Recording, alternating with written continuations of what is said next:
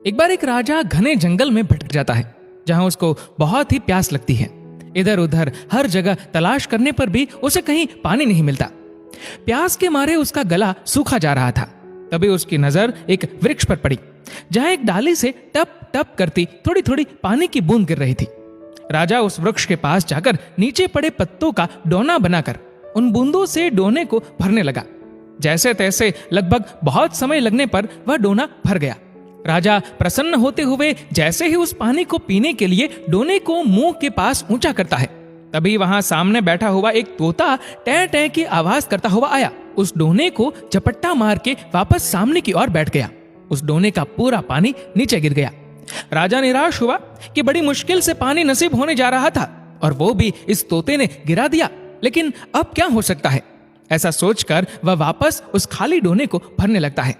काफी मशक्कत के बाद वह डोना फिर भर गया और राजा ने जैसे ही उस पानी को पीने के लिए डोने को उठाया, तो वहीं सामने बैठा तोता टै टै करता हुआ आया और डोने को झपट्टा मार के गिरा के वापस सामने बैठ गया। अब राजा हताशा के वशीभूत हो क्रोधित हो उठा कि मुझे जोर से प्यास लगी है, मैं इतनी मेहनत से पानी इकट्ठा कर रहा हूँ और यह दुष्ट पक्षी मेरी सारी मेहनत को आकर बर्बाद कर देता है। अब मैं इसे नहीं छोड़ूंगा, अब ये जब वापस आएगा तो इसे खत्म कर दूंगा। इस प्रकार वह राजा अपने हाथ में चाबुक लेकर वापस उस डोने को भरने लगता है।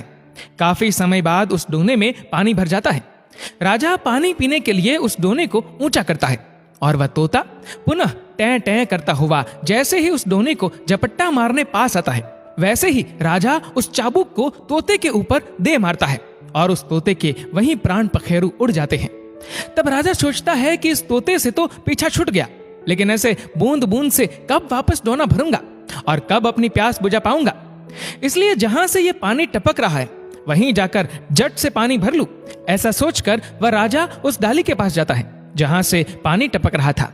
वहां जाकर जब राजा देखता है तो उसके पांव तले जमीन खिसक जाती है, क्योंकि उस डाली पर एक भयंकर अजगर सोया हुआ था और उस अजगर के मुंह से लार टपक रही थी।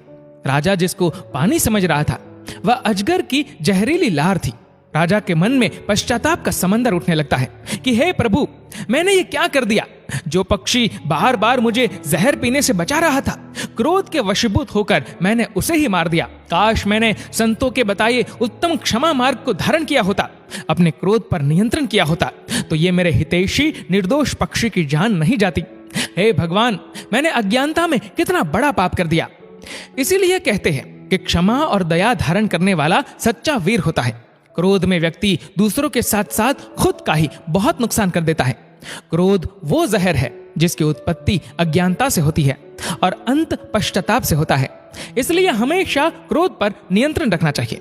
दोस्तों, इस वीडियो को लेकर आपकी क्या राय है, नीचे कमेंट करके जरूर बताएगा। और अगर आपको वीडियो अच्छा लगा हो तो इस वीडियो को लाइक करेगा, शेयर करेगा ज्यादा से ज्यादा लोगों तक। और ऐसे ही और भी इंस्पिरेशनल वीडियोस के लिए सब्सक्राइब करें हमारे यूट्यूब चैनल को और फेसबुक पर फॉलो करें हमारे पेज को। धन्यवाद।